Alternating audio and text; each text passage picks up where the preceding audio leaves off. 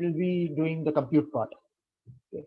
So only the thing is, I hope everybody has registered the free tier account, because I have reposted every links that is required, and I didn't find any queries on the WhatsApp group. So I assume that everybody has signed in to AWS tier account.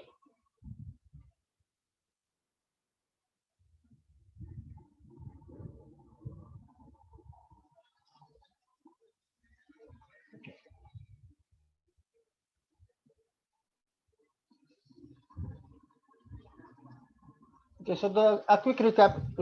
We discussed about the business pain points on traditional premises day before yesterday, and then we talked about cloud computing. We talked about cloud history. We talked about various cloud providers. Okay, cloud certification paths and so on. Then we talked about cloud features and benefits, forms of cloud computing, cloud deployment and service models. Okay, overview on serverless, like just a high level overview. What is serverless? What is function as a service? Okay, we talked about that very high level of what is IAC, that is infrastructure as a code. Okay, we talked about what is containerization. We talked about many the evaluation of hardware. We talked about evaluation of software. We talked about a little bit of Dockers, and what is uh, the managing the Dockers using Kubernetes. Okay, we had a high level of application architecture like monolithic. We talked about microservices. Okay, little bit of data, and very high level on machine learning and related technologies. So we are fine until here, right?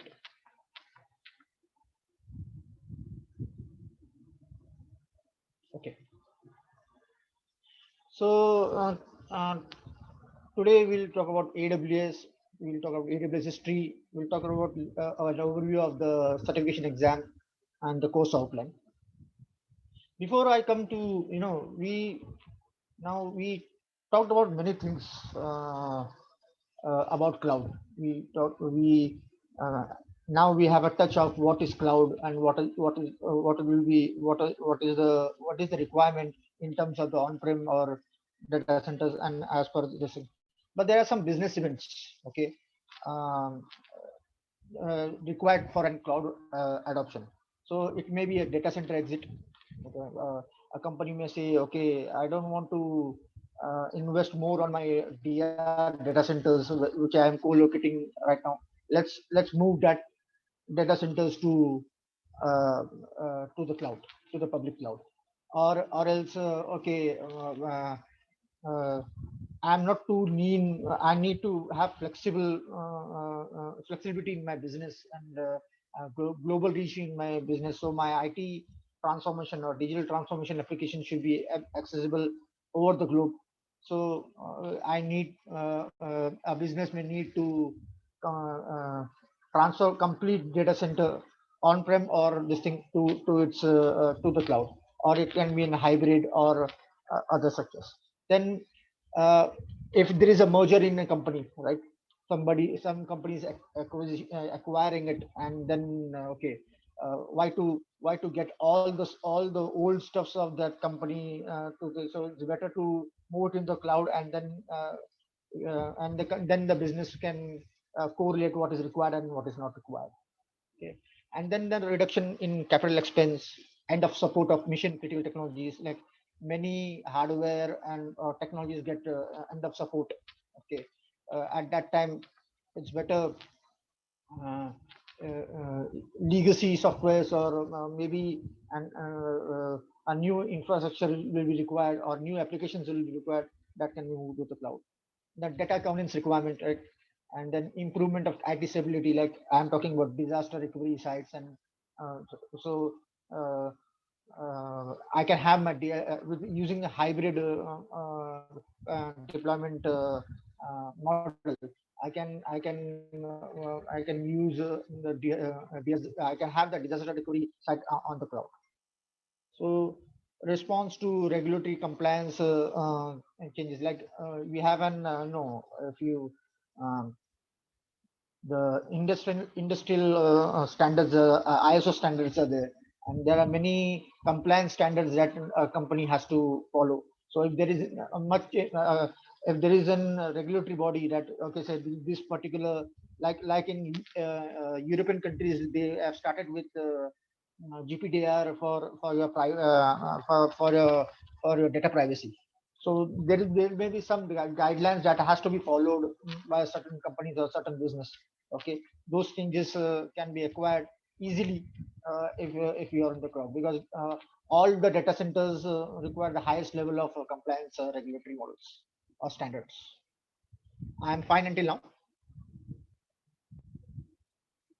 Okay. Yes, sir. Yes, sir. Until now, it's good, sir. Alhamdulillah. Then we come, uh, why do we, why do we move to? Sir, could you please describe again to the previous one model? Because of in a You want, short descriptions, business event. okay. So why I'm showing this, there will be particular business requirements that we'll go for a cloud adoption, right? If I'm an architect, if I'm going to a company or to say move to the cloud, okay, he needs to have an proposition or uh, uh, you know a business proposition should be there, that okay, this feels right to me, that I will save my cost and or will save my this thing. So there are some business events that uh, uh, these are few of the events that we may say that with, depending on these events, we can move, or we can convince a company to move to cloud. So there, one is data center exit. If the company doesn't require to invest more money on their on-prem data centers or disaster recovery data centers, they can uh, uh, having an assessment what they'll save, why they'll move, because if there is a right assessment that okay, we will be saving money on onto the when move to the cloud by staff, by operations, this thing by through automation and other stuffs, then the companies will say okay, this is a it's better to move to the cloud and save our TCO. For TCO means total cost of ownership. So reduction in capital expense, new data governance requirement, merger acquisition, diversification. Like if a company acquires any other company, so that company may have their own systems and own data center requirements or IT infrastructure requirements. So instead of getting all of them on board, it's better them to move their data into the cloud and reassess if there is any new hardware or this thing that can be taken in, if there is any obsolete systems or physical appliances that can be depreciated on the fly. Okay, so end of support of mission critical technologies, improvement of IT stability, response to regulatory compliance and changes. So I'm fine until now. Yes, sir. End of the support and machine. So when you what will we do moving the cloud? We will be doing two things. Either we will migrate our old stuff or existing infrastructure or data to the cloud, or we will require yeah, migration will one point, or there will be company will say okay, instead of I want to have an innovative approach, like what we were doing 10 years back, or the thing that may be obsolete. So it's better to have an our architectural application architecture approach with a new framework and other things, and then uh, innovative technical capabilities will grow on and so on.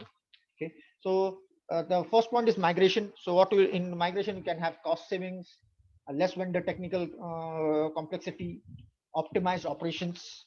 Okay, increase in business agility, addition of new technical capabilities, and scaling meet market demands, and scaling meet geographic demands. Like you can have flexibility from one country to another country if you want to grow on. So cloud migration will help you.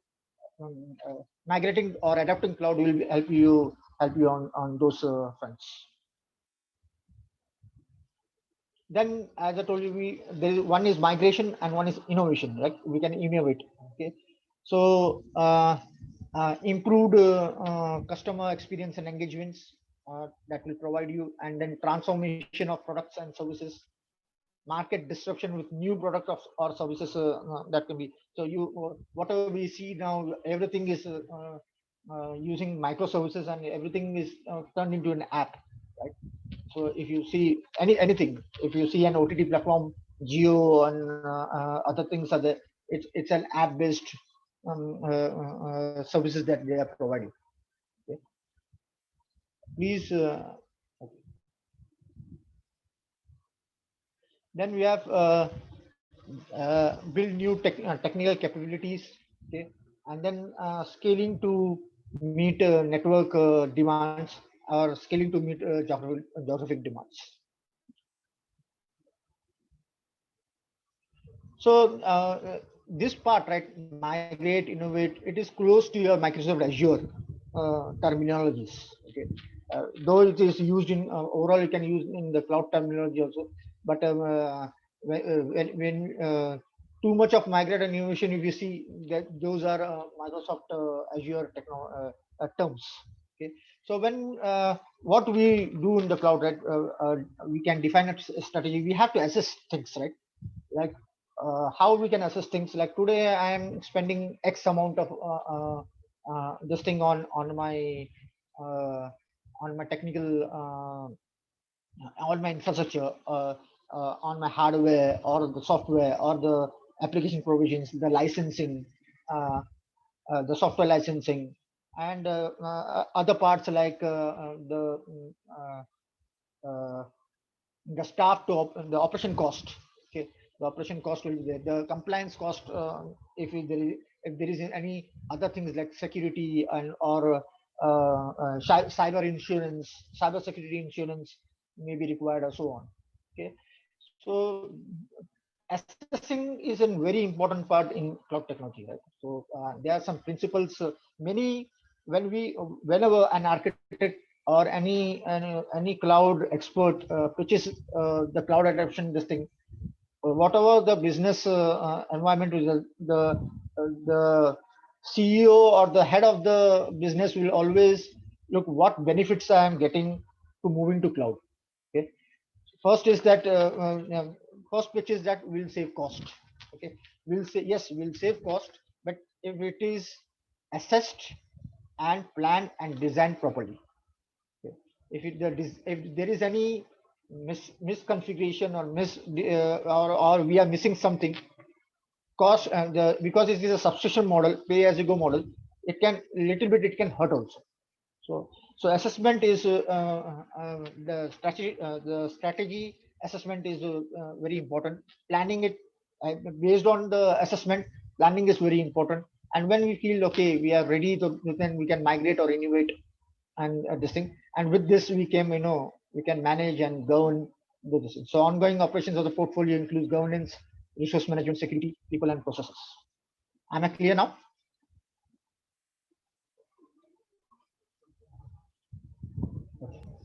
Yes, sir, it's clear. So this term is also from Microsoft, okay, but we can use it into your cloud framework also. Okay, so now normally rationalization means what? Means it is the simple meaning of rationalization is the action of attempting to explain or justify behavior or an attitude with a logical reasons, even if there is not appropriate. Sometimes rationalization can be taken into negative, like blame games. Like I didn't pass out my certification because my instructor was not good. Rather than looking that I didn't prepare it, I have a lack of preparation on the exams or something like that. So those negative points can also come in.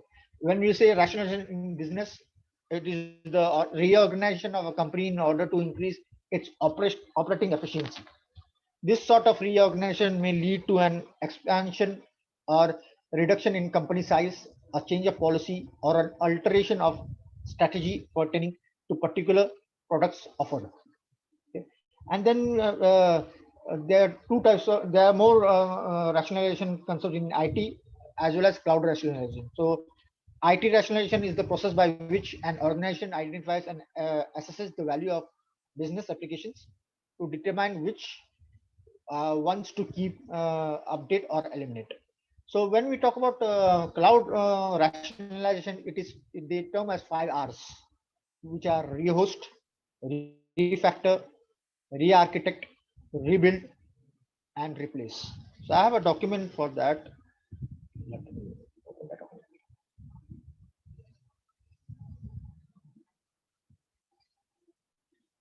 So I'll share this link to you on the WhatsApp chat. So here we say cloud rationalization, right? So cloud rationalization is the process of evaluating assets to determine the best way to migrate or modernize each asset in the cloud. Okay. So as I told you, right, many people will say, okay, uh, cloud, you can move to cloud because it's cheap. As I told you, yes, definitely it will be, it will be cheap if design. Suppose in case I create an virtual machine onto the cloud, okay, and I'm not using it. I'm learning. I'm a learner. I'm not. I just created it, okay, and kept it on. Okay, so what will happen? Because it is pay as you go, right? Until the time the VM or the server is on, or in the compute this thing, I'll be explaining in better this thing. But on a high level, if it's on, means it is in use, okay, and I'm keeping it on for at least a month or so. Considering those things, I'll be charged accordingly. So when you, okay, how is it then? My perception will be, oh, they say cloud cheap and I'm getting charged so much. So this is where design assessment is very well required. So the myth is it is easy to make rationalization decision early in the process.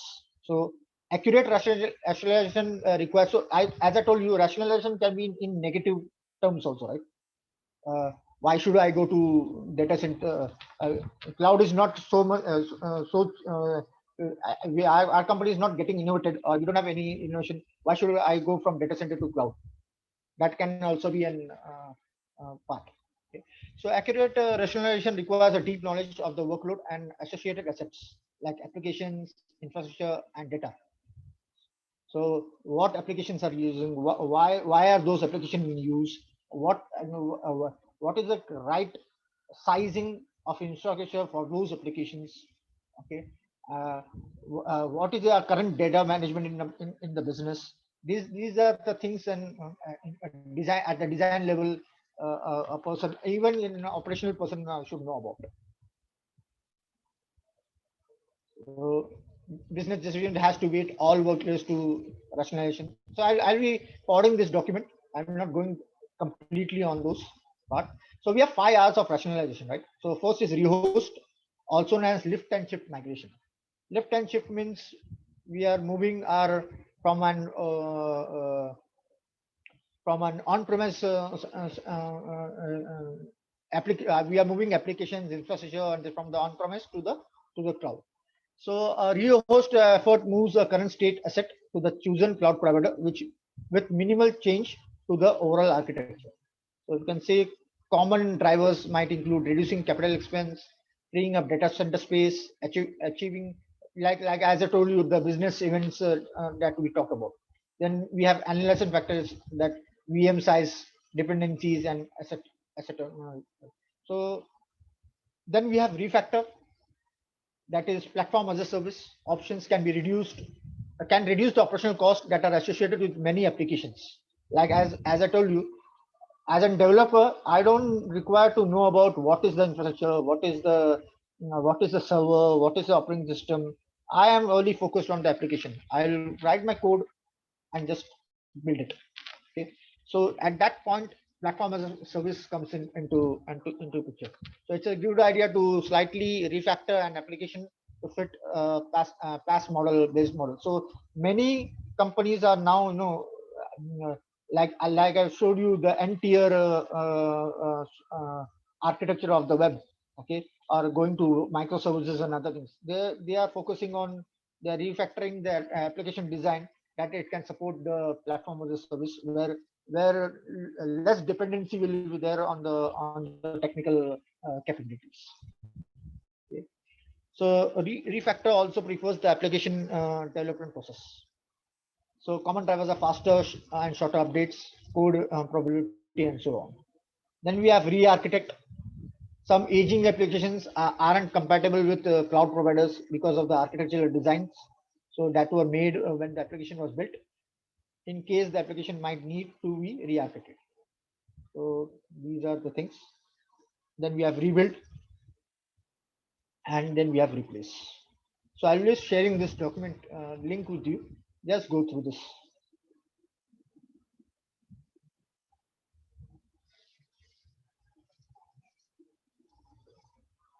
So now we come to our topic, that is AWS. So Amazon Web Services is a subsidiary of Amazon, okay, that provides on-demand cloud computing platforms to individuals, companies, and governments on a metered pay-as-you-go basis. Okay, so in aggregate, this cloud computing web services provide a set of preemptive abstracts. So when we say AWS, it's nothing but Amazon Web Services, and it's a subsidiary of Amazon. Okay, the AWS technology is implemented at server farms throughout the world. As I showed you yesterday, how AWS data center looks like in US and so. Okay, and the fees are based on the combination of usage, like pay-as-you-go model, and so on. So the history, it was launched in 2002. Okay, and this Amazon was actually into retail business. As I told you, that it was focusing on selling of the books and other stuffs at that point of time, and they were growing into the retail businesses. Okay, with the digital acquisition at their end. At that time, the virtualization was in a boom, and with those boom, there were some developers working on the n-tier architecture for AWS, for Amazon. Okay, so the two developers were Chris Pinkham and Benjamin Black. So what they did, they had a vision of Amazon retail computing infrastructure. They were working on Amazon's retail computing infrastructure, and they formed this using developing using web interface to construct their, or to implement their architecture, or to have to monitor their infrastructure. Okay, and then from 2004 they went to Jeff Bezos. Okay, at that time, monitoring those things, they said, okay, why don't we are using for our, because they have already invested a lot of things on their infrastructure. Why can't we sell these services? So there was a public launch of SQS and Elastic Cloud Compute in 2004, and in 2006 a public launch of Amazon S3. Like we see Google Drive, we see your OneDrive. Okay, we see many of the on internet-based storage. Okay, so Amazon S3 is a simple storage service. Then 2013 we had a launch of certification program. They launched the certification in 2013. Okay, and then in 2016 they launched many other services. Okay, so like EBS, Route 53, CloudFront, database services, analytical services, and all. and they came with an, like we talked about scaling yesterday, right? Horizontal scaling and the thing. So they came an idea of auto scaling of your compute or your compute machines or compute virtual machines, okay, in EC2 instances and all. And then now until from 2002 to 2020, they are still the market leader in cloud infra and platform services as per the Gartner report. So as I told you, that there are, as I showed you earlier, they have lots of certification programs in AWS. So one is the foundation level program is certified cloud practitioner. Certification is intended for individuals who have the knowledge and skills necessary to effectively demonstrate an overall understanding of the AWS cloud. So it validates and participant ability to basic understanding on AWS concepts and high overview on IT core services or high level in this. So so the target on is the 6 months of hands-on is required. Any cloud, if you want to study Azure cloud or AWS, because AWS is more it's a leader for so many years. People first try to go to AWS, but now we are not only businesses are not only focused on AWS, because if AWS will increase their prices or something, so they always opt for multi vendors for even for public cloud providers. So it's better to go for Azure. Depends on the business. This thing, if you have Oracle databases and other things are there, then you can choose Azure and Oracle cloud infrastructure also. And lots of, if you are working on lots of data analytics and big data and this thing, GCP will be the best option. So it depends on case to case or business case requirements. But as a career option, go for an AWS and have an hands-on in it. Okay, fix your brush up your concepts and and your hands-on experience, and then you can opt for any other, because every cloud provider will have the same flavors, only the terminology will be different.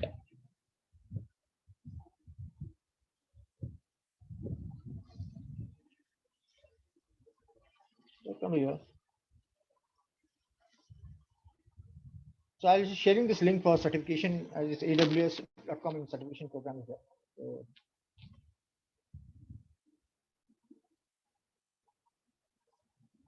So you see, these were as I explained earlier also. My screen is visible to everybody, right? I don't have to zoom in or zoom out. So we have a professional, associate, and foundational level, because this the participants over here are mostly graduates, freshers are there. Okay, so whatever we have covered until now, like cloud professionals, and deployment models, and other things that we are talking about, and we'll go with the basic components like compute, database, storage, and this thing. That will be enough to you to, as a conceptual wise, it is enough you to grasp on the foundation level this thing. But it's not necessary that you should go for a foundation certification. Okay, you can directly opt for AWS associate level also, based on your experience. It's so the more you practice, the more because in cloud, what's happening is, when I started learning cloud in 2018, there were limited features and this thing. But suddenly in 6 months time, I found that lots of things were included in this. So every day they are innovating. Every day there is every day or this thing, based on the business requirements, based on the business inputs, custom inputs. They are adding features accordingly, be it AWS, be it Microsoft, or be it Google Cloud Platform. So it's better if we are focusing on cloud as a career. It's better to be very much hands-on, and because all what will be not like before that we have to go. There's lots of documentations available in this provided by AWS and other things are there. Okay, so you can go for foundation, you can go for associate, for architect level. If you want to go for an administrator, you can select system administrator as explained earlier. Okay, and then this part, right, DevOps. Okay, uh, in next coming a year or so, even if I'm finding in the market, right, that lots of demand is for the DevOps part, because lots of things they need to automate, or they should have an application understanding, uh, uh, apart from your storage, apart from a networking, and apart from a database, compute level, this thing, server knowledge. They want a little bit of application related, because everything now, a term is a famous term is there, like digital transformation. So they are re-architecting the application architecture. Okay, so to avail the current the new developed framework. Then once you are this actually the validation of, I think, say it is 2 to 3 years of each this thing, or you can opt for an higher this thing if you want to maintain. For me, if you ask me, focus, though certification is required, because many solution integrators will look for the certificate. If you have a certification, the you have a greater chance to get selected. Okay, okay. But if you have good knowledge also, if you have good knowledge, good hands-on knowledge, and you don't have a certification, and you kickstart your you get cleared to an interview, the companies also can sponsor those certification for you. So your knowledge and hands-on should be at the top. Okay. So you can opt for advanced networking as specialized course, security, machine learning, and so on. So if you select one of the course over here, it will redirect to the particular this thing, and it will give you what is required for cloud certification practitioner exam. You can download the exam guide from here. I've already downloaded it.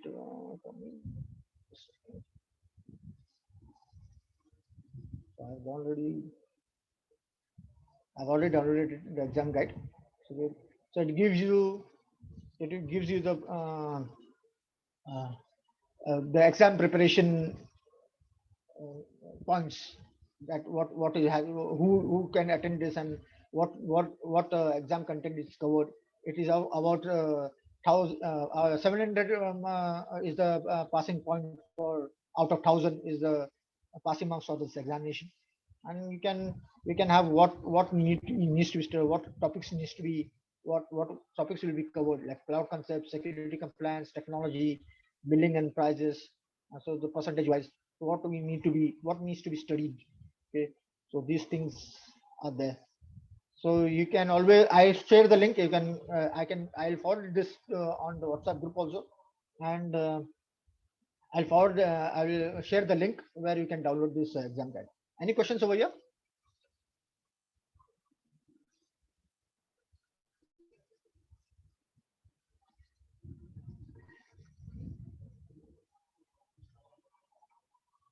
So this is any examination practices required, right? If I learn only theory and I don't practice, I will not be able to correlate things accordingly. So that's the reason I'm always doing from day one. I'm asking you, get registered on the AWS free tier, and if you have any issues, let me know, and do refer my book and my guidelines, uh, uh, uh, so that you will be correlating things, that whatever I am teaching you will be correlating to it accordingly. So each student will have email ID and valid debit card or credit card. So it doesn't deduct any amount at the start, okay, because it is a 12 months period is there. But because not everything is free, okay, so you may get charged for a few. but I will show you within as time progresses. I will show you once you do the stuff, how to clear the lab so that you don't get unnecessary. Don't get charged unnecessarily. So there are normal 200. So until now in 2021, there are normal 200 services that are provided by AWS. Okay, so we start as a the main for if you talk about IaaS, right, infrastructure as a service.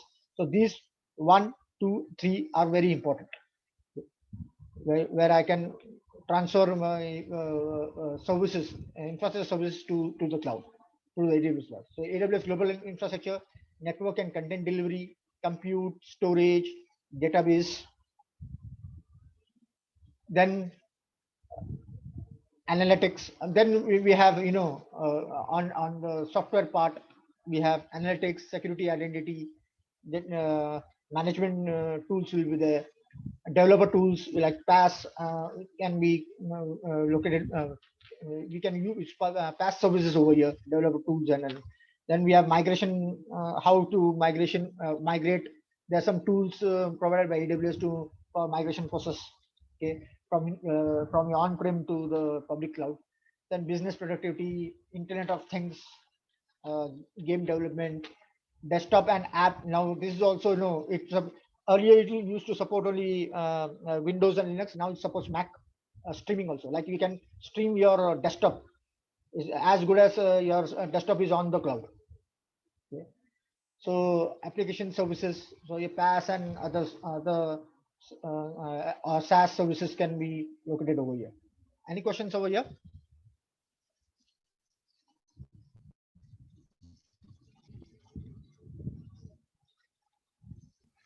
Yes, sir. It's clear to hear. I'll just close this one.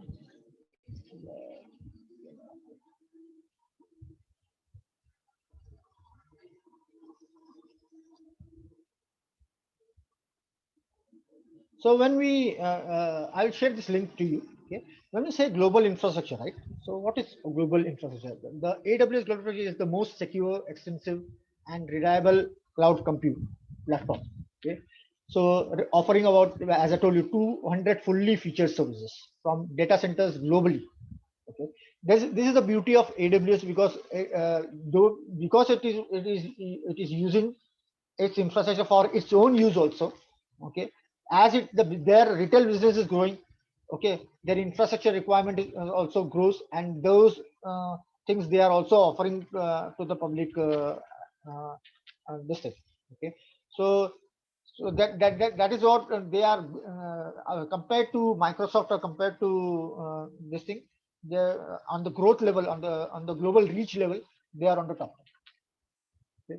So whether you need to deploy your application workloads across the globe in a single click, or you want to deploy specific application closer to your end users with a single digit millisecond latency.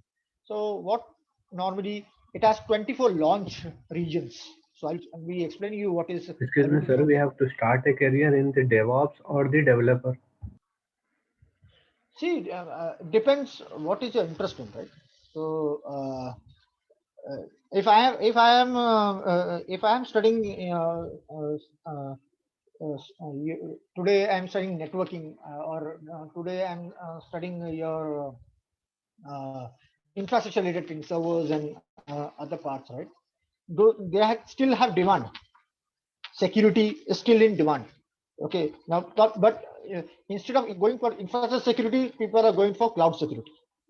Okay, now with this, what's happening is that not every investment is done by AWS. There are now, if you see the market, right, there are lots of private companies, okay, private who have who can invest a lot. Okay, they are building their data centers and then providing these services to Microsoft, AWS, and this thing. So if you are going for a data center, if you are learning networking, but what type of networking? If you are learning the old traditional networking, may be vanished in few years. We have to learn about software defined networking. software defined things of software. So if you have to have an at least a knowledge or mastery in at least one language. So this will be the you consider for 5 to 10 years. What we see, we are not be 100% right, but what we see in the market, right? So right, 5 to 10 years, if you have that, no, at least you have mastering one language, and because many things will be automated in cloud, where everything is they are not, there is very less manual intervention or manual operation is required. Many things are automated. So start, if you're fresher, it's better to start from DevOps level, but you have to have knowledge, little bit of knowledge on these other parts, right? So you don't whenever you are building your architecture or building a code, you know what are the factors Can we that start can with the Python, sir? regarding that. So it depends, Python is there, Java is there, you can JSON is there. Okay. So that, it depends on what language. Python is globally recognized. Lots of applications are made on Python now. Even your websites are made on Python.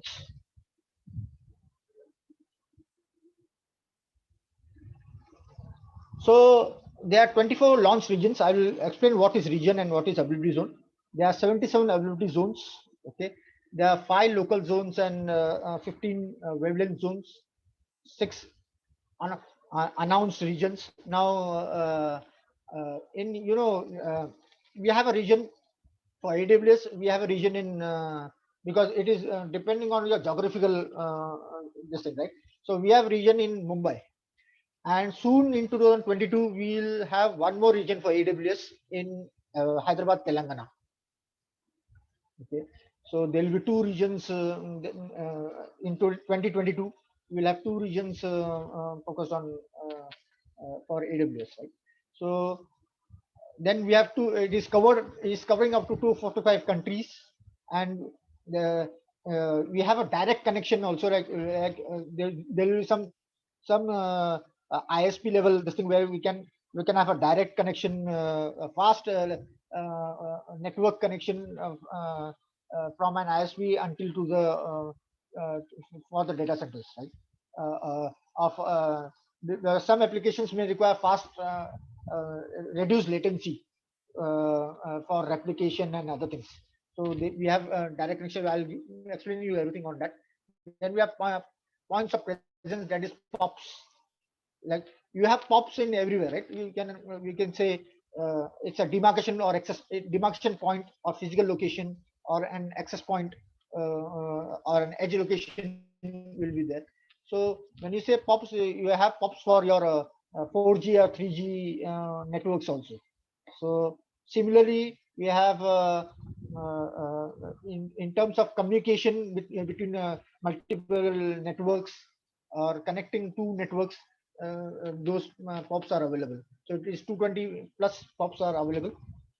So we have explained this yesterday regarding the Gartner report, and this is what AWS global map looks like. So we have these. So when we see regions, right? When we talk about regions, AWS regions, okay, it's nothing but the geographical point, like South America, okay, North America, India, okay, Middle East, Bahrain, okay, Africa, and then we have in Australia, Melbourne is there, and so on. China you will have a region. So when you talk about regions, it is the geographical location. So how many are there? There are currently 24. Okay.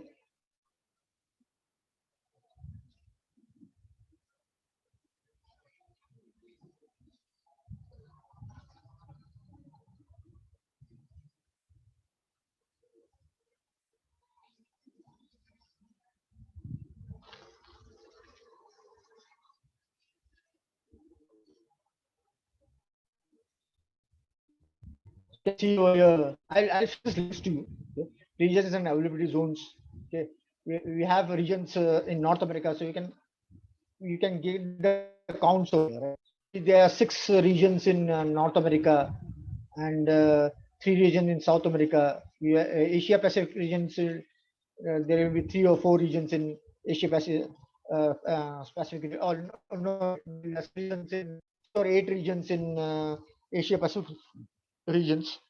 Okay, sorry, and Europe wise, they can have, they are having 1, 2, 3, 4, 5, 6, 7, 8 regions in Europe region. So let's talk about regions first. What is region? Let's get some hands on what is region actually. Okay. So region is a geographic area isolated from other Amazon regions. Okay, to provide the greatest possible fault tolerance. Okay, and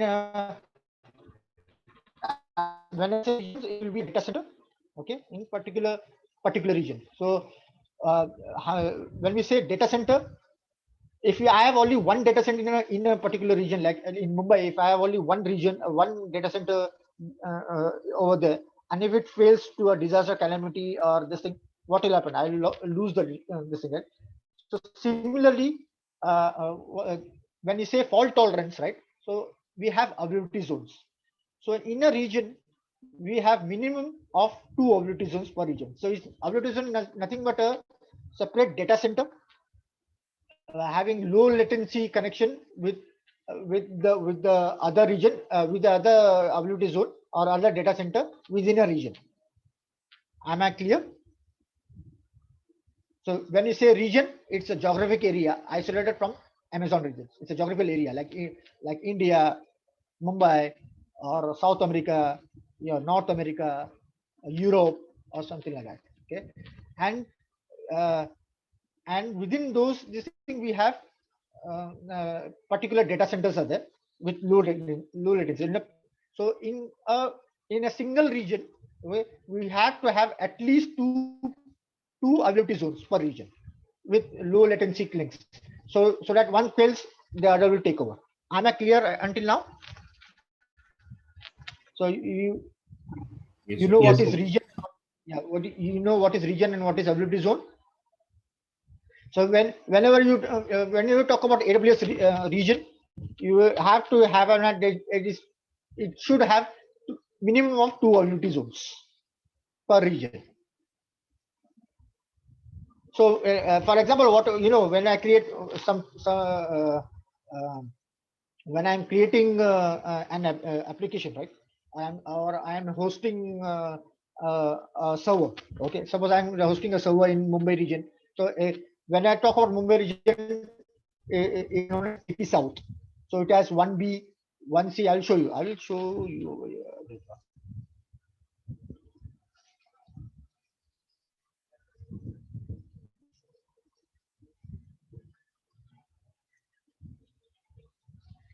You can see.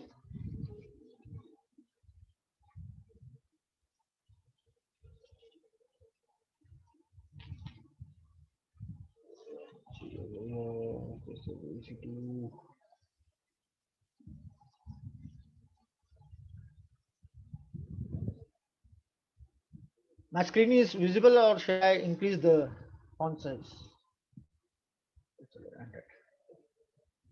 It's fine now. Yes. So if you see over here, these are the regions. When you once you log into this thing, you will have your account details, and just besides it, you will have the regions specified. Okay, in like US North Virginia region. Okay, these are the regions available in your. So if I say North Virginia, if I click this North Virginia region, right, US East 1. So it is connected. It will connect me to 6 data centers within it, like US East 1 or like 1B, B, C, D, E, F. So it will give me options to store my data in multiple. So whenever I create something, okay, I'll create in one zone, okay, and then the other the other zone, the other system needs to be replicated to another availability zone. So that suppose I'm using a web server, right? So I'll be hosting one web server in one availability zone, and the next web server I'll hosting on the next availability zone. So that in case this availability zone fails, my web server will be working. Am I clear?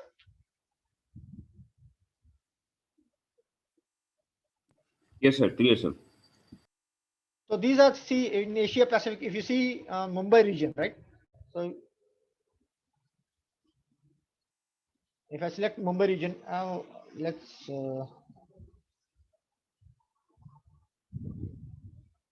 just to explain you, this what I have clicked is virtual private cloud. Just to explain you stuffs. Okay. So if you see over here subnets, see how many subnets are there for Mumbai? 3.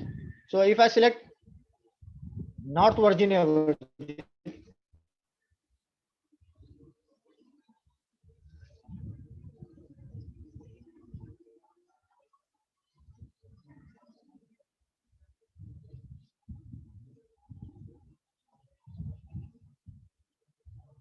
so how many are there? 6. Okay. So minimum in every region there are minimum of 2. Minimum should be 2. In many regions you will find 3 or more than 3.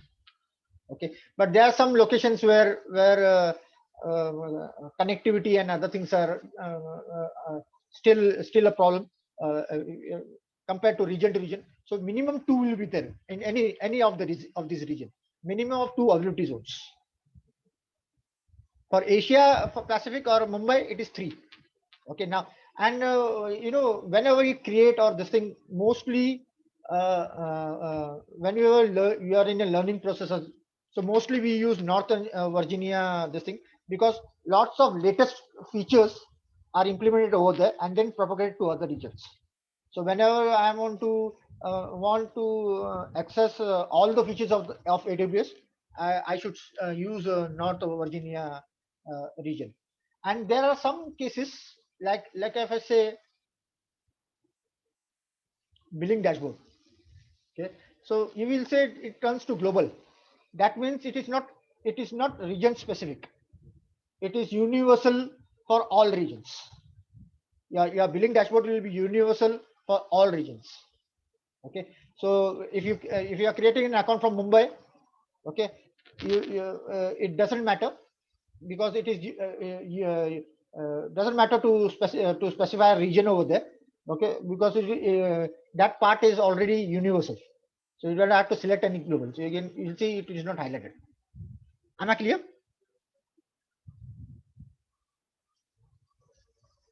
Yes, sir. Yes, sir.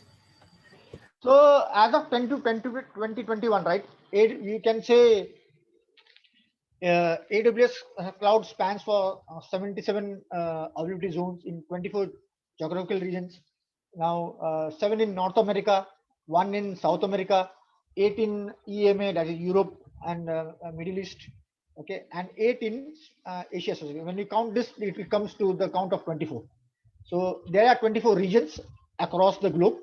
Okay, and AWS has announced plans for 18 more availability zones. As I told you, one more region is coming in India, in Hyderabad, Telangana, in 2022, and 6 more regions will be coming in Australia, India, Indonesia, Japan, Spain, and Switzerland.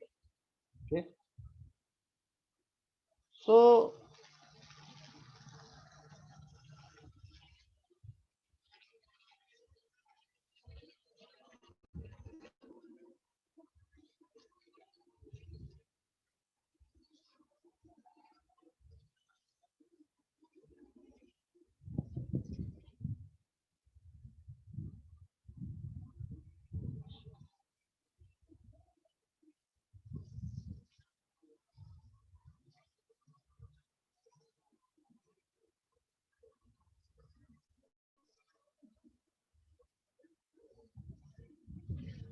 there is a documentation for this, so what is regions and zones? Okay, So Amazon EC2 is hosted in multiple locations worldwide. These locations are composed of regions, availability zones, local zones.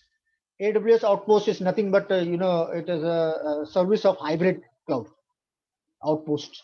That will be, in my during the course I will be explaining what is it. And wavelength zones, and each region is a separate geographic area. So each region is what? A separate geographic area.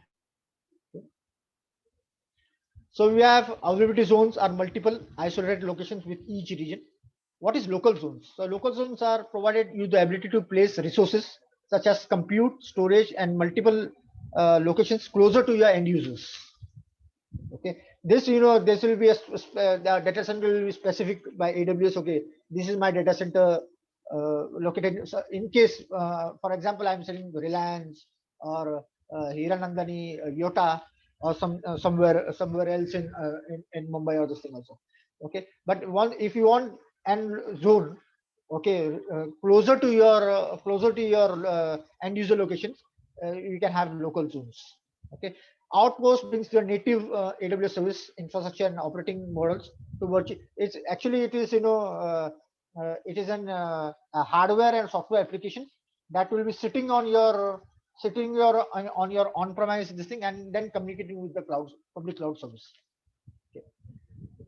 So it can be a single unit or a rack of units or so on, and it will give you similar this thing. It will connect your on-prem or your private cloud or on-prem data center with the public cloud. Okay, so that does it will work as a hybrid environment. So wavelength zones allows developers to build applications and deliver ultra low latency of 5G devices and end users. So as 5G is coming into market, they are already worked on the wavelength zones. Am I clear until now? Yes, sir. So we talked about regions, we talked about availability zones. We now know how many services are provided by AWS. There are 200 fully developed services are there, and we now know how many regions are there. 24 regions. Okay, there are 24 regions, and now what's happening is that, okay, I will say, okay, I have a region in Mumbai, but what about other states in India? What about those things? How can those because should they come to should their data should be directed to Mumbai, and this thing needs to be done for those things, right? We have edge locations and point of presence. So all over, so we'll have a region, we'll have 3 availability zones within a region, and we'll use of edge location. Now, in case if I'm using an if I'm viewing a movie on OTT platform or YouTube or this thing, right? So what normally happens? Let me show you. Normally what happens is that it leaves my router and it searches for the local ISP provider. Okay, and then request is been raised to the high-end provider that can fulfill my request of that particular video. Okay, so what happens is that if every time I have to every time I'm going to do the same video, okay, and it is going to the again to this thing. So what ISP will lose this cost, right? Because every time he has to pay the higher end ISP providers to fulfill that request. So to fulfill that, what happens is that I will once that request is fulfilled at my end, that is cached. Okay, a copy of that is cached in my local ISP provider system. So each the same request doesn't need to go to the this thing. So and you'll get I'll have a faster experience in accessing those videos. So that that caching this thing is provided by edge locations. The caching mechanisms are provided by edge locations. Okay, so we will have a, if you see, we will have a regional cache, complete bigger cache devices, and then you will have smaller edge locations in many areas or many cities.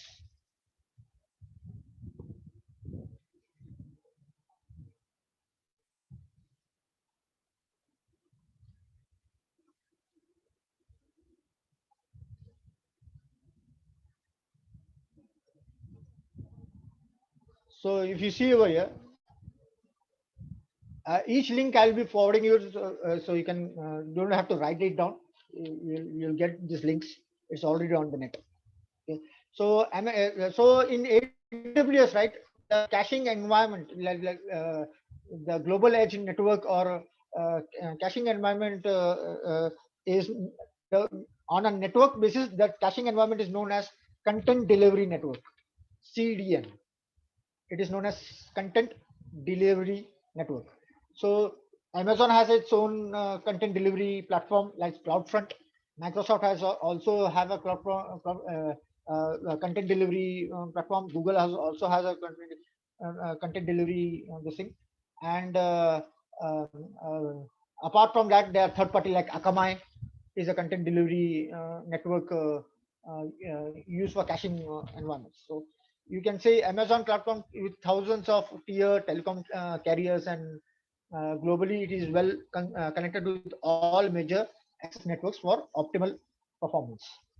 So if you see here in North America, you will find many other regions will have this edge locations.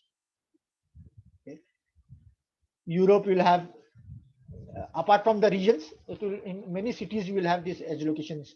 In Asia, you can see over here New Delhi, Mumbai, okay, Kolkata will have those, Hyderabad.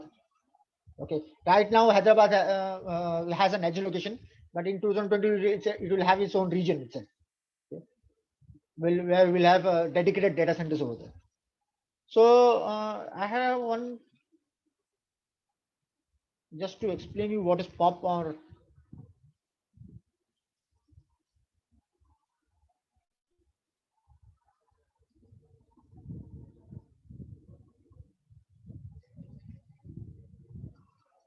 just had a.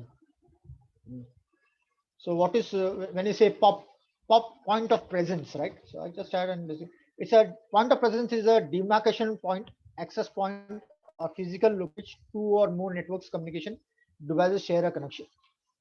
So it will be a small, a single server or single infrastructure where it will connect to a router or an access point. We will connect. Will share a connection on a particular area. Okay. Similarly,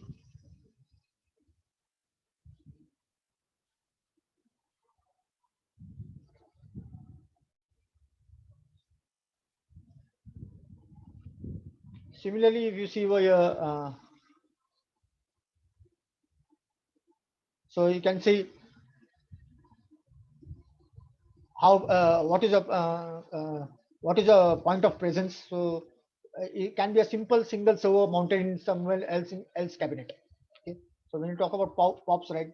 So that doesn't mean that AWS will AWS has its equipment, but it can either share an equipment with another service provider, or it can have its own equipment connected to any other local data center or something like that. Okay, it can be a single server, but when we say about edge locations, right, it can be a full deployment of advanced infrastructure, not just a single server. So that is comparison between points of presence and edge location. Am I clear?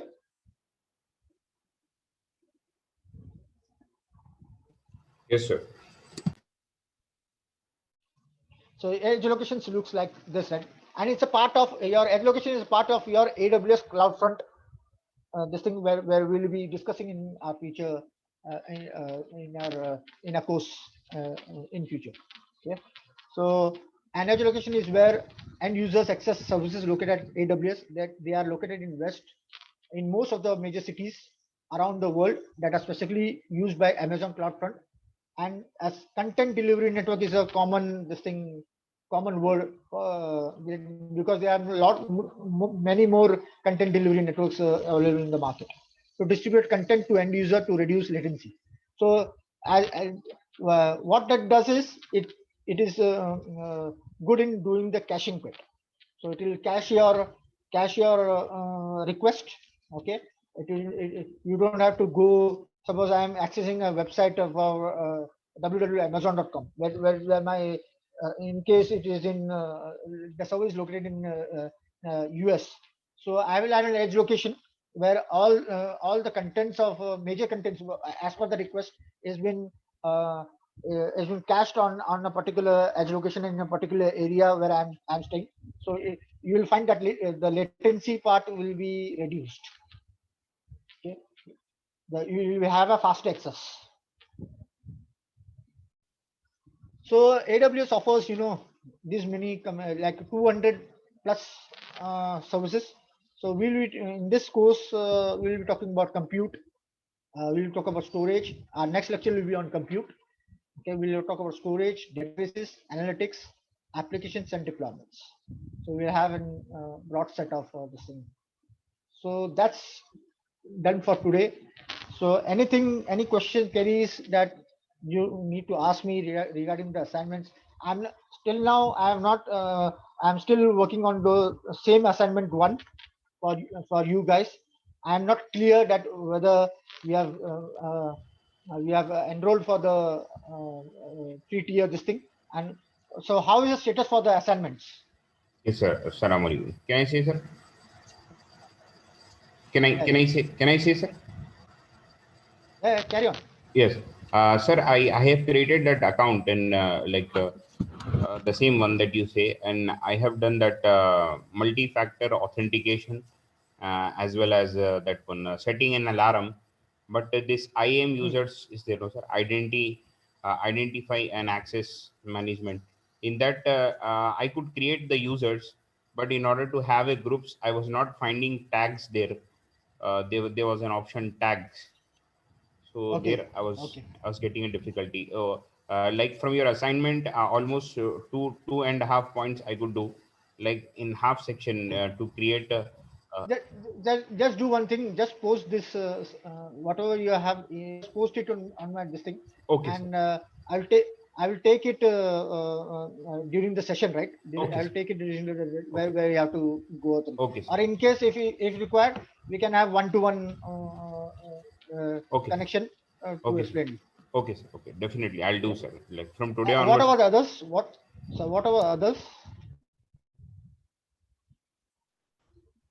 See, I will for me, I know all the stuffs, right? If you see, I have written the book of I have 44 also courses, so I created know AWS account. I yeah. also created, sir. But did you practice? Did you do the assignment? Did you refer this book? Did you get this book?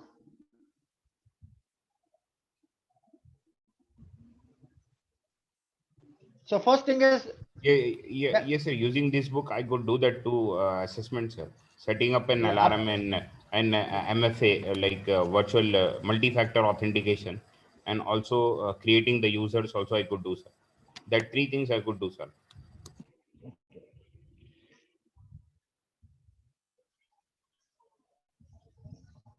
just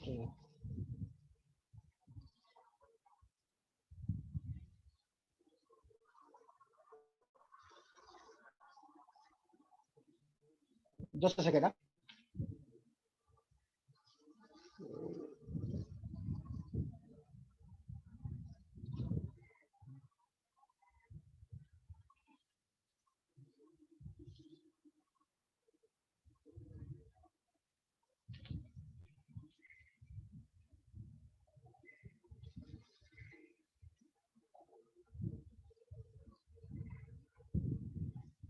So as Osman is you know I'll just give a quick this thing we have done for today. Just I'm giving you so that something is missing or.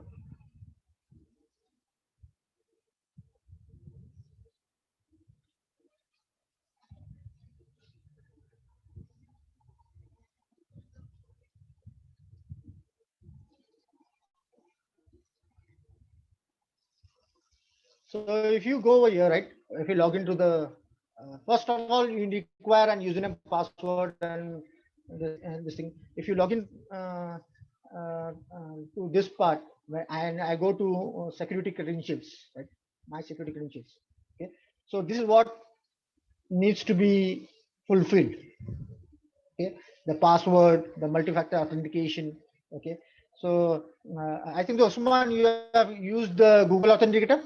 Yes, sir. Yeah, I use the Google Authenticator, sir, on my phone. So whenever I Okay. log in, I get the like authentication code on this So Google Authenticator. once you log in this, right, this is the must you have to do, so that Yes, sir. your this thing, your service don't hacked, okay, or it doesn't go to the, and you will see an access key, ID and secret key. You just download it. At the first time, it will give you an access key, and so this is important for your root access. Very much important when you use command line interface. Okay, so just to keep an you go over here and just copy whatever access key and secret key is there in a notepad.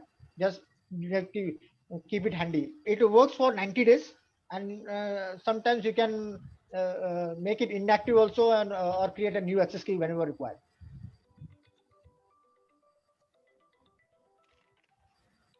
So just to show you what Osman has done.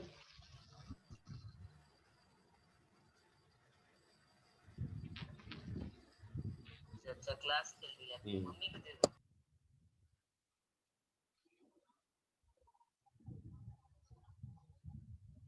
Just few minutes, I'm done. Just to, I'm showing you some part.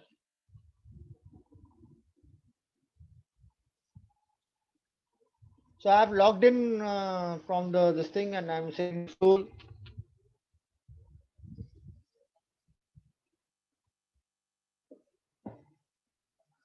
Okay, I will use root user. Okay, and say next. I will give my password. So whenever in the first when you create an account, the first thing you will have a username and password. And once you enable the MFA, you will ask, it will ask you to for the multi-factor authentication. Which is very important to to get. Uh, so I have, you can see over here.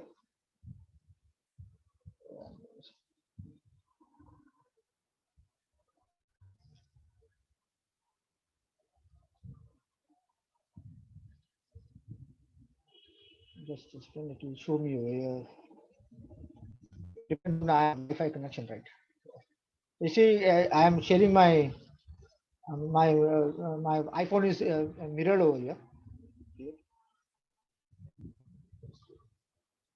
can see I have installed one Google Authenticator on through my App Store. And like Android, it can support Android also. You can, from the playbook you can get this. And when I click this, I'll get an authentication level. Okay, so I can just copy this number, like 10229. It's a time based this thing.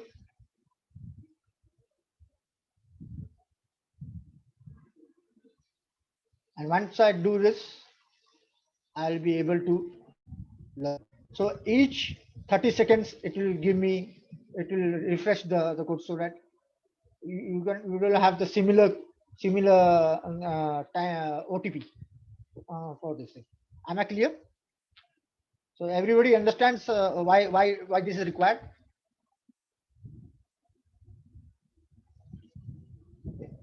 So today, I from tomorrow I'll be giving you a deep assignments, right? So I want to please make sure that you complete the assignment one. Okay, and I will be providing you these things to download. for today. Okay, these things, and I will explain you on a brief by tomorrow. Okay, but I'll on the WhatsApp I'll ask you to download these things. Whoever have not downloaded the Google Analytics can do it. Okay, and if you have an you will have you have to enable Microsoft terminal, so like MSTC for your remote desktop RDB access. And I will because we will be using in our labs, like we will work on Microsoft also, and we will be working on Linux also. So this putty will be required for SSH connection, right? So I'll be sharing this to you. You just download and keep, and I will explain you as time progresses. So we are fine until now. Any queries? And any queries, right? Any if you find any if you stuck somewhere, right? You always post it in your WhatsApp group. I'll look into it. Okay, definitely, sir. We'll do. Yeah. Hello everyone. Faisal Nadeem here. Yeah, Nadeem. Yeah. So just to inform everyone that guys, this AWS, as you know, now since last 3 days, you are learning about the scope and the AWS is what AWS is. So now we enter into the labs. So the first thing, the AWS, if you watch hundreds of video, you will not be understand unless you get the practice. This is my personal experience. I'm talking about. I watched so many videos, but I never did a practice, so I didn't understand. But when I logged in, console access, starting creating the instances, creating the VPC, a public server, and netting, and there are a lot many things.